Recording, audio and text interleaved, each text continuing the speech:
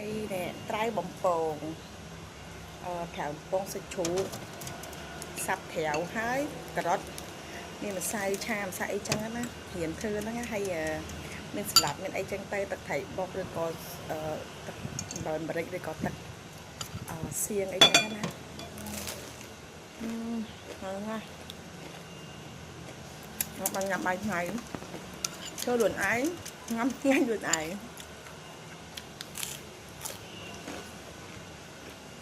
có một cái cục ba này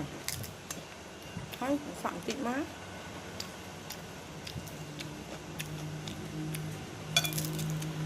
cho nên chắc là bị bạc kêu đã quả thôi chắc nhanh trên kêu